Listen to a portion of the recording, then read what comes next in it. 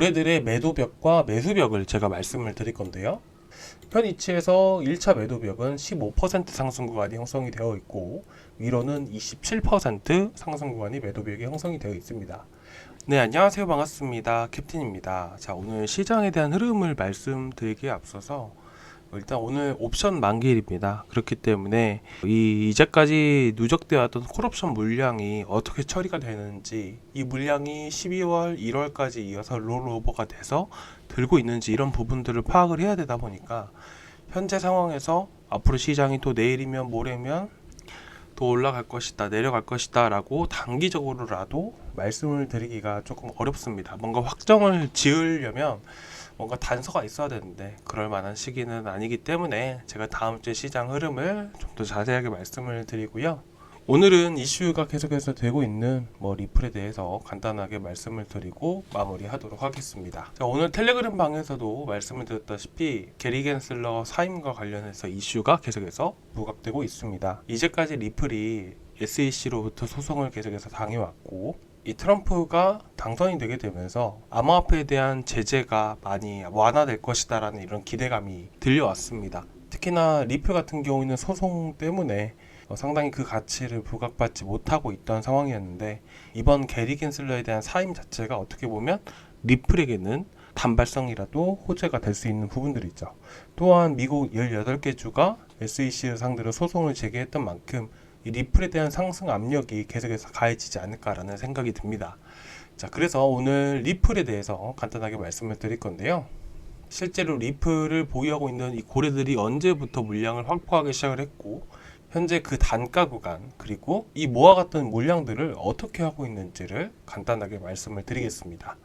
자, 먼저 이 온체인 데이터 차트를 보시게 되시면 이 하얀색 선이 보이실 겁니다. 이 하얀색 선이 꺾이는 시점부터 그리고 다시 증가하는 시점까지 우리가 이렇게 현재 시점까지의 흐름들을 우리가 볼 수가 있는데요. 이 지표와 같이 봐야 되는 게 이 빨간색 봉입니다. 이 빨간색 봉이 급격하게 늘어나는 시점이 보이실 겁니다. 이 빨간색 봉은 에이지 컨슘이라고 얘기를 하는 건데 지갑과 지갑 간의 물량이 대량으로 이뤄졌을 때 이렇게 표기가 되는 겁니다. 그래서 지갑과 지갑 간의 물량 이동이다. 즉 손바뀜이 일어났다라고 보시면 되는 거고요. 단순하게 이 봉이 크게 나타난다고 해서 손바뀜이라고 할 수는 없습니다. 자, 이거를 확신을 갖고 볼 수 있는 방법이 바로 이 하얀색 선입니다. 이 하얀색 선은 민코인 에이지라고 해서 이것도 기간별로 나누게 되는데 현재 보시는 이 하얀 선은 민코인 에이지 2년짜리 지표입니다.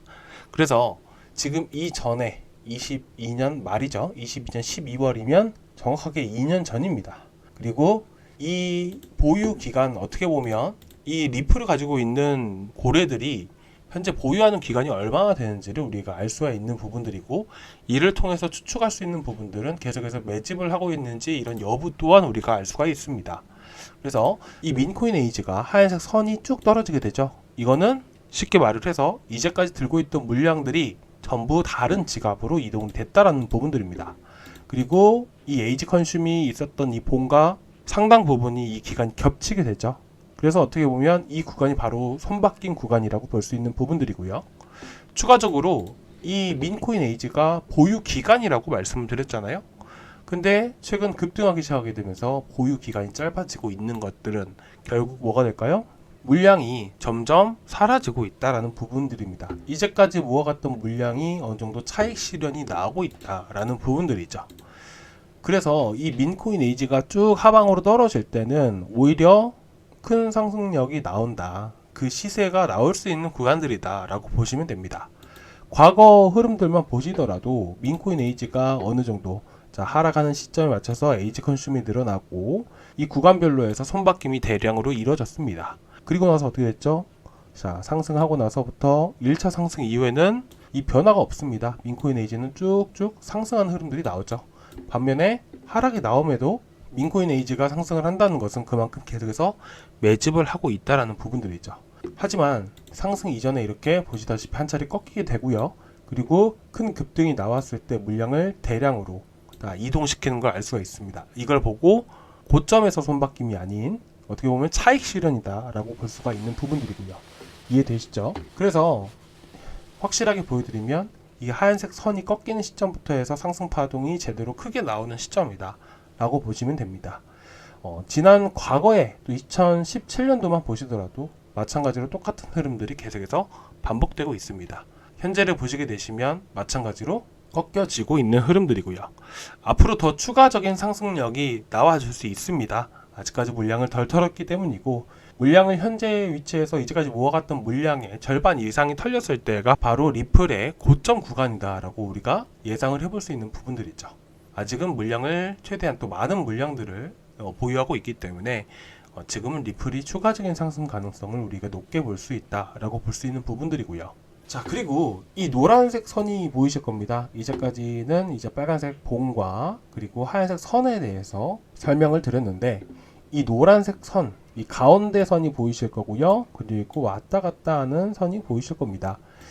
이 두 가지 선이 맞닿는 구간들이 바로 고래들의 손익분기점, 마찬가지로 이제 평균 매입가 구간이라고 볼 수 있습니다. 그래서 이 봉은 현재 주봉인데요. 이 평균 매입가 구간, 자, 첫 번째 1번 구간으로 볼 수 있는 이 구간의 평균 매입 가격은 바로 급등 이후에 23년 당시 저점을 찍었던 구간이 바로 여기가 평균 매입가 구간이라고 볼 수 있는 부분들이고요. 그리고 평균 매입가 구간들을 지켜주면서 다시 한번 더 시세를 주는 흐름들을 볼 수가 있습니다. 그리고 이 하얀색 선 구간들 쭉 올라가는 구간이 보이시죠? 자, 이 조정 구간에서 싼 가격에 고래들이 매입을 했다라고 보시면 됩니다. 그리고 하락 이후에 다시 한번 더 어떻게 되죠? 자, 여기서 평균 매입가 구간이 형성이 되는데 다시 회복해주는 흐름들이고요. 그리고 내려갔을 때도 보시게 되시면 중간중간에 물량이 대량으로 늘어나는 게 보이실 겁니다. 그리고 마찬가지로 처음에는 이 1번 구간이 이제 평균 단가였다면, 두 번째는 2번 구간, 세 번째는 이 3번 구간이 바로 평균 매입가 구간입니다. 그리고 최근 급등했을 때도 평균 매입가 구간, 이 4번 구간을 기준으로 해서 증가하기 시작을 했고요. 이렇게 매번 평균 매입가 구간이 바뀔 수밖에 없는 이유는 매입량이 늘어나고 어느 가격대에서 매입을 하냐에 따라서 당연히 단가 구간이 바뀔 수밖에 없기 때문에 이렇게 변화를 할 수밖에 없는 겁니다. 일단은 이제까지 2년간 모아왔던 고래들이 현재는 털고 있는 상황이다 라고 여러분들이 첫 번째로 보시면 되고요. 이것만 가지고도 또 정확하게 알 수 있는 건 아닙니다. 마지막으로 보여드리고 싶은 것은 10억 개 이상을 보유하고 있는 지갑의 총 리플 보유량입니다. 자, 쉽게 말을 해서 이제까지 계속해서 모아가던 고래들이 현재 보유량이 어떻게 되는가를 우리가 알 수 있는 지표입니다. 보시게 되시면 최근 급등하게 되면서 물량을 정리하는 걸 우리가 알 수가 있죠. 쭉 떨어진 게 보이실 겁니다. 이 물량을 다른 지갑, 이제 거래소 지갑으로 이동을 시키게 되면서 이렇게 물량을 정리해가는 하나의 과정이다. 여러분들이 이렇게 보시면 될 것 같습니다.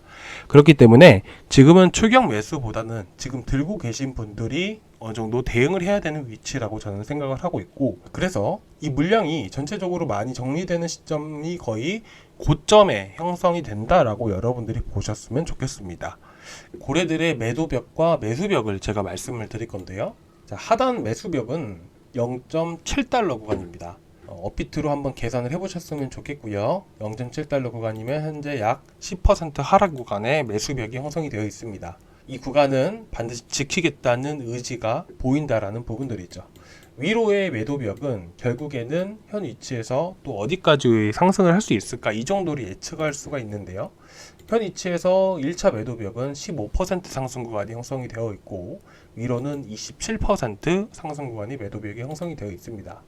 1차적으로 대략 14에서 15%, 그리고 2차적으로는 26% 정도, 27% 정도 상승 여력이 남아있다.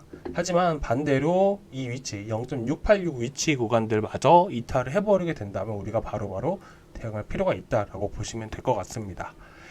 이에 대한 부분들 추가적으로 지갑 분석과 그리고 앞으로 고래들이 또 얼마나 더 털었는지 이런 부분들은 제가 텔레그램 방을 통해서 한 번씩 말씀을 드릴 테니까 지금 보유하고 계신 분들은 저희 방 들어오셔서 한번 참고해 보셨으면 좋겠고요.